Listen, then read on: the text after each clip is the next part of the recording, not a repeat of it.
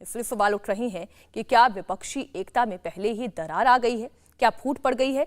सिर्फ नीतीश की नाराजगी की खबर ही नहीं है, इंडिया के नाम पर भी टक्कर है और अब इस लड़ाई में उद्धव ठाकरे की शिवसेना भी कूद पड़ी है। संजय राउत ने कहा कि इंडिया पर विवाद करने वाले देशभक्त नहीं हैं, बीजेपी के नाम में भी भारत है।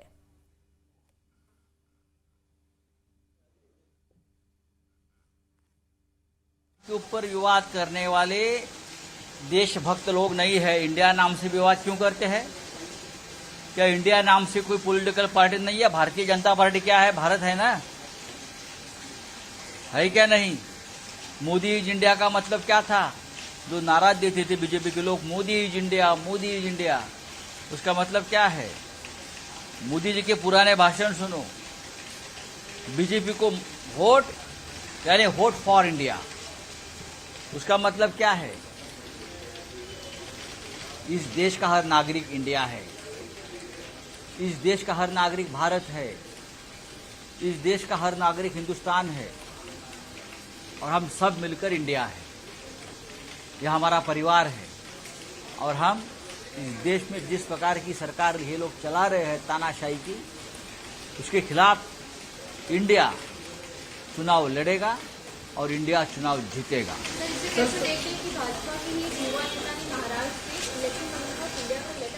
करने दो यार, अरे लेटर लिखो, नहीं तो और कुछ करो। आप इंडिया के खिलाफ साजिश कर रहे हो, ये साजिश इंडिया के खिलाफ आप कर रहे हो। 2024 की सियासी जंग जीतने के लिए दो गठबंधन आमने सामने हैं। कल दोनों की मीटिंग हुई। एनडीए की मीटिंग में कई प्रस्ताव पारित किए गए। प्रस्ताव में कहा गया कि 2024 में 2019 से बड़ा जनादेश हासिल करना है। विपक्ष का झूठ जनता ने नकार दिया है। देश को एनडीए पर भरोसा है। इससे पहले विपक्षी दलों की मीटिंग हुई। इस बैठक में फैसला हुआ कि कोऑर्डिनेशन के लिए 3 कमिटीज बनाई जाएगी, कॉमन मिनिमम प्रोग्राम तैयार होगा और दिल्ली में गठबंधन का दफ्तर बनाया जाएगा। मीटिंग के बाद दोनों गठबंधनों के नेता ने अपनी अपनी जीत के दावे किए। लड़ाई एनडीए और इंडिया के बीच में है, नरेंद्र मोदी जी और इंडिया के बीच में है,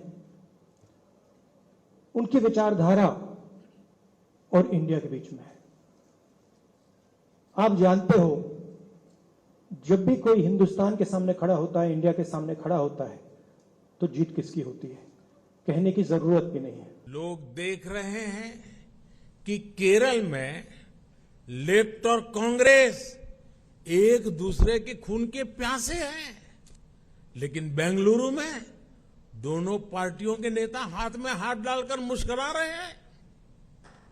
लोग देख रहे हैं कि बंगाल में लेफ्ट और कांग्रेस के नेताओं पर, उनके कार्यकर्ताओं पर टीएमसी हमले कर रही है, लेकिन इनके नेता टीएमसी के खिलाफ कुछ भी बोलने से बच रहे हैं।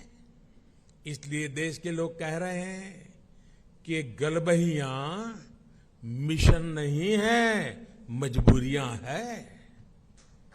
इनकी सच्चाई आपको दूसरे राज्यों में भी दिखाई देगी।